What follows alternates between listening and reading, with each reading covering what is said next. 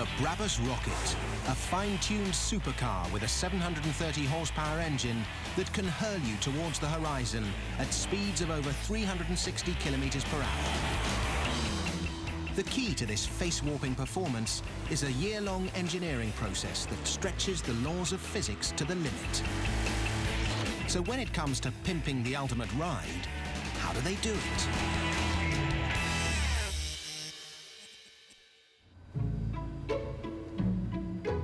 Welcome to Bottrop, one of Germany's top beauty spots.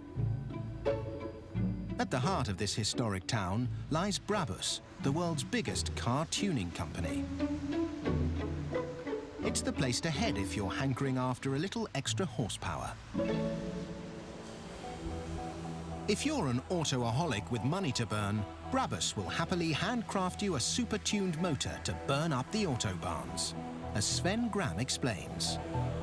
We can start from wheels and tire combinations, we can make bigger performance engines, we can do brake systems. Pretty much anything then.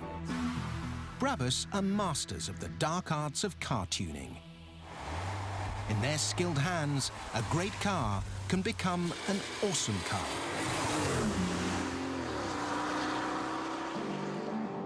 In 2006, they took an ordinary Mercedes CLS with a respectable 517 horsepower engine and a stately top speed of 250 kilometers per hour and turned it into the Rocket, a world record smashing car, so fast it could beat Concorde in a race to the end of the runway.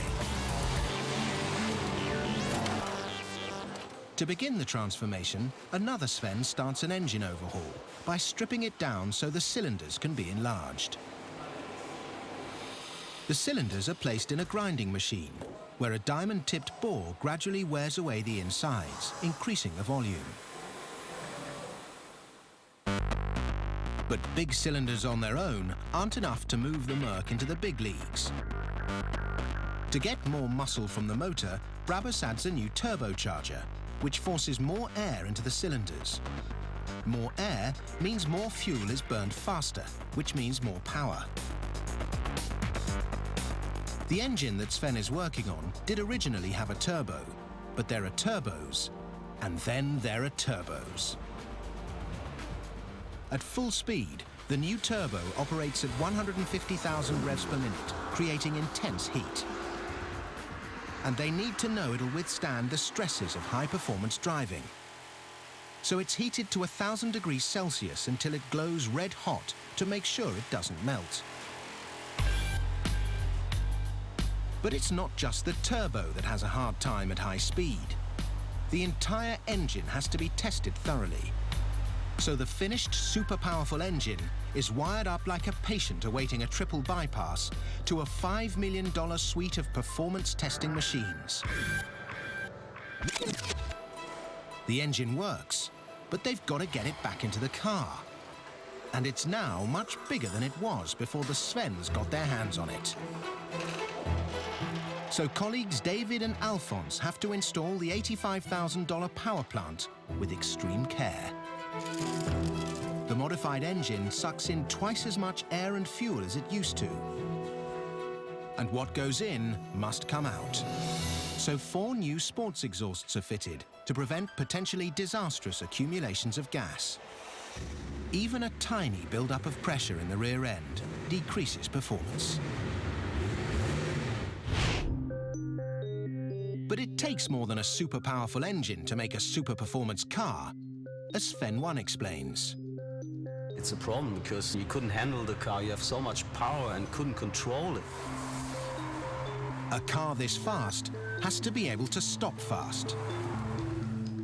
Brabus begins by designing new brake calipers with more pistons to apply instant massive pressure to the discs that stop the wheels turning.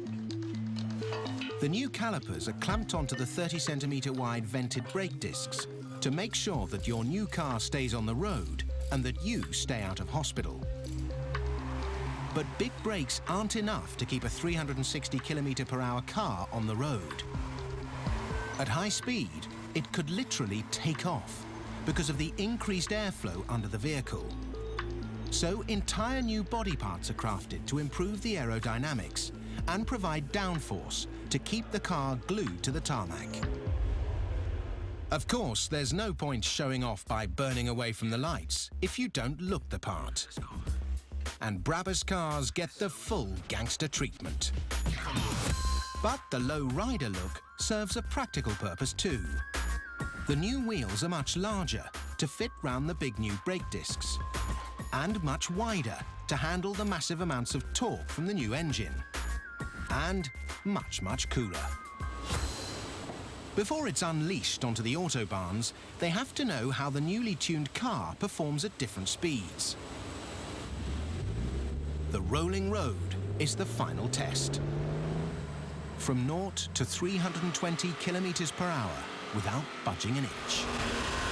Every turn of the wheels feeds information to the performance monitors balanced overhead. To make sure a new engine will last, a prototype is run for 300,000 kilometers.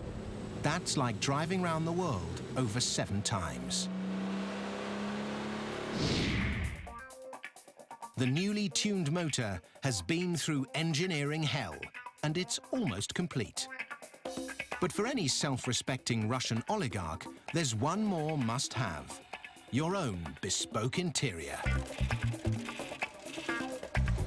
As long as your bank balance is up to it, Brabus will happily deck out your motor to match your favorite pair of lederhosen. We have a lot of extraordinary wishes from the customers, and we try to make all of them come true. The price tag may have rocketed from $70,000 to $250,000, but for that money, you get an extra 200 horsepower, another 110 kilometers per hour, and more leather than a rock star's underwear drawer. Perfection for petrol heads who like burning their money as fast as their rubber.